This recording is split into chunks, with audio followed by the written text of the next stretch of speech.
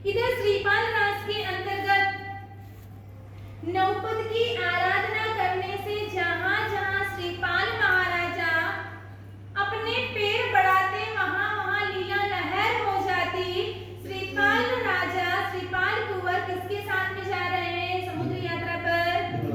धवल सेठ के साथ में जा रहे हैं। धवल सेठ के 500 जो जहाज थे, लेकर तो 500 जहाज गया था, लेकिन जैसे ही बब्बरपुर आया वहां पर सारे जहाज राजा ने जब्त कर लिए और ऐसे धवल सेठ को पेड़ से बांध दिया। इधर श्रीपाल कुंवर हंस रहा है। धवल सेठ को क्या कह रहे हैं कि आपके जितने योद्धा थे 10,000 योद्धा थे वो कहां गए? उस वक्त धवल सेठ ने क्या कहा, अरे तुम भी क्या जले पर नमक छिड़क रहे हो, मुझे इस बंधन से मुक्त करो। और उस वक्त श्रीपाल कुंवर ने कहा, मैं तुम्हें मुक्त तो कर दूंगा, लेकिन उसके बदले में तुम मुझे क्या दोगे? उस वक्त धवल सेठ ने क्या कहा था, यह 500 जहाज है, इस माल को बेचने पे जितना आएगा वो आधा आधा भाग हम दोनों कर लेंगे। और उसी वक्त श्रीपाल कुंवर ने राजा को आवाज लगाई, तीर बाण लेकर वह राजा के पीछे करने लगा।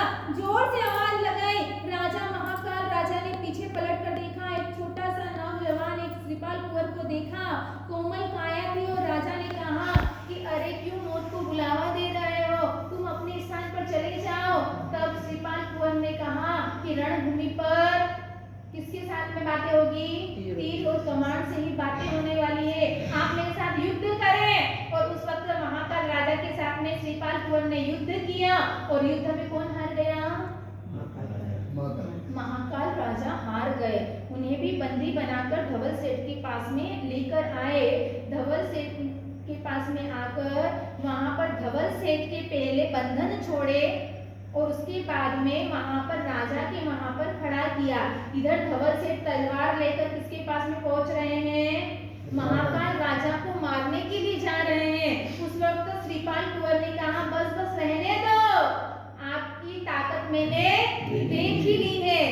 और उस वक्त तलवार नीचे रखवाई और महाकाल राजा के भी बंधन खुलवाए। और उस वक्त क्षमा याचना श्रीपाल कुंवर ने करी और उस वक्त उसकी योग्यता को देखकर महाकाल राजा बड़े प्रसन्न हुए।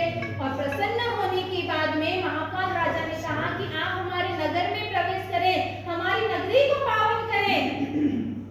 और उस वक्त श्रीपाल कुंवर का बड़े ही ठाठ बाट से नगर प्रवेश हुआ और वहां पर क्या किया? महाकाल राजा ने अपनी पुत्री मदन सेना को किसको देने की चाहना करी? श्रीपाल कुंवर को। और उस वक्त श्रीपाल कुंवर कह रहे हैं, आपने न मेरा कुल पूछा, न मेरी जाति पूछी, मैं कौन सा वंश का हूं, कुछ नहीं पूछा और आप मेरे साथ में कैसे विवाह कर सकते हैं? तब राजा ने कहा, हंस की जाति नहीं पूछी जाती है, आपके चेहरे से, आपके बर्ताव से, आपके रहने सहने से लग रहा है आप किसी उच्च कुल के हैं। और ऐसा कहकर अपनी पुत्री मदन सेना का विवाह श्रीपाल कुंवर से कर दिया और डायचे में उनको दहेज में 9 नाटक मंडली दी। और इतना ही सब कुछ दहेज देने के बाद में वहां से वह वापस निकले, जहाज में बैठे 7वें माले पर वह बैठे हुए हैं और वहां पर सोने से सोगटे खेल रहे हैं। धवल सेठ तो उसकी रिद्धि को देखकर क्या हो रहा है? अधम पुरुष जो होते हैं ना, दूसरे की रिद्धि समृद्धि और पुण्यवानी को देखकर जलता है और पुण्य को कम करता है। धवल सेठ भी सोच रहे हैं, खाली हाथ आया था, आज माला माल हो गया है और मैं माल लेकर गया था और मैं कंगाल हो गया हूँ, अब क्या करना? आगे बढ़ते जा रहे हैं, बढ़ते बढ़ते जहाज दोनों पति पत्नी आनंद विभोर जहाज समुद्र का नजारा देख रहे हैं। आगे बढ़ते जा रहा है जहाज और ऐसा रत्न द्वीप आया, वहां पर रत्न द्वीप पर सभी पानी वगैरह ले रहे हैं, जो सामग्री खत्म हो गई वह ले रहे हैं। और उस वक्त एक व्यक्ति श्रीपाल कुंवर के पास पहुंचा और उसने कहा श्रीपाल कुंवर को कि यह रत्न द्वीप है, इस रत्न द्वीप में एक रत्न सानु नामक पर्वत है, उस पर्वत के ऊपर रत्न संचया नामक नगरी है, उस नगरी के राजा कौन है? कनक केतु राजा और उनकी पुत्री है मदन मंजूषा। कौन मदन मंजूषा। श्रीपाल कुंवर की पहली पत्नी कौन है? दूसरी? अब तीसरी? किसने बोला? शादी कहाँ हुई है? कब हुई है शादी? हो जाएगी। पहले से कैसे बना रहे हो? बनी हुई है। हाँ। वह कह रहा है कि कनक केतु राजा और वहां उनकी पुत्री, वहां पर आदिश्वर भगवान की उनकी पुत्री मदन मंजूषा पूजा कर रही थी। उस वक्त पिता बाहर बैठे बैठे मन में विचार आया कि मेरी पुत्री जितनी जिस धर्म को मानती है, जितनी श्रद्धा और आस्था है, उसके योग्य पति उसको मिलेगा या नहीं मिलेगा? मेरी पुत्री के अंदर जितनी योग्यता है वैसा लड़का मिलना भी मुश्किल है। अब कहाँ मिलेगा ऐसा योग्य पुरुष? मन में वो संदेह था, उन्हें डर लग रहा था, दुख हो रहा था कि पुत्री जवान हो चुकी है। और जैसे ही वह पुत्री पूजा करके जैसे ही गभारे से बाहर आई और दरवाजा बंद हो गया। जैसे ही दरवाजा बंद हुआ, राजा को दुख हुआ कि अरे मंदिर में बैठकर मैंने ऐसा संकल्प विकल्प किया। मंदिर में बैठे बैठे अपने अंदर मन में कितने विचार आ जाते हैं। पूरा संसार की रील अपने मंदिर में बैठे बैठे घूम जाती है। संसार में बैठे बैठे कभी घर पे बैठे बैठे मंदिर की याद आती है? नहीं। लेकिन मंदिर में जब बैठते हैं और उस वक्त पूरा संसार, जब कभी जो व्यक्ति याद नहीं आता ना, वो भी याद आ जाएगा। हाँ? उन्हें दुख हुआ कि अरे मैंने ऐसा संकल्प विकल्प कर लिया जिसके कारण मंदिर में बैठे बैठे आसाधना कर ली और द्वार बंद हो गए। अब जब तक द्वार नहीं खुलेंगे, जब तक मैं अन्न जल का त्याग करता हूँ। ऐसे करते करते 3 दिन व्यतीत हो रहे। तीसरे दिन रात्रि के समय देववाणी हुई और कहा कि आप पारणा कर ले।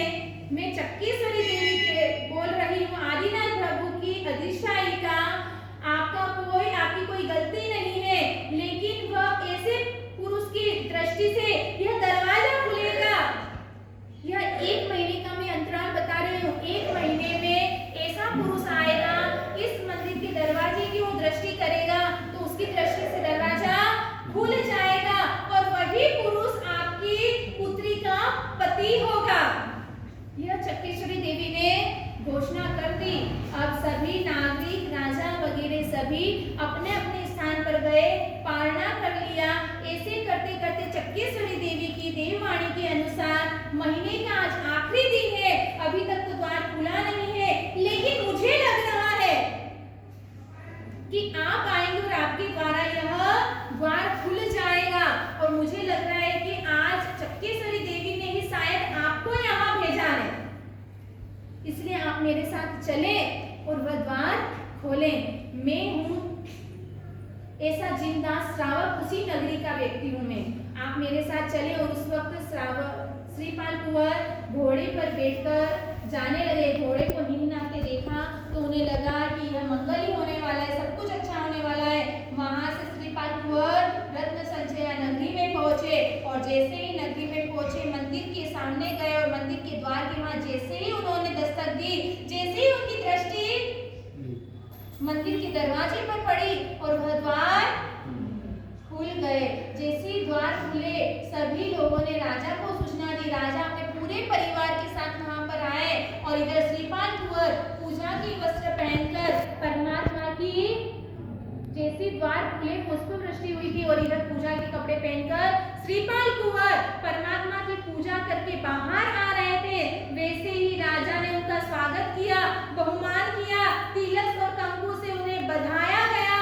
और इधर राजा श्रीपाल कुंवर से अपना परिचय यानी कि पूछ रहे हैं कि आप कौन से नगरी के हैं, कहाँ से आए हैं, आपका कुल कौन सा है, आपका नाम क्या है। सारा परिचय राजा प्राप्त करने की इच्छा कर रहे हैं। और इतने में ही आकाश मार्ग से एक विद्याचारण मुनि मंदिर के दर्शन के लिए आए।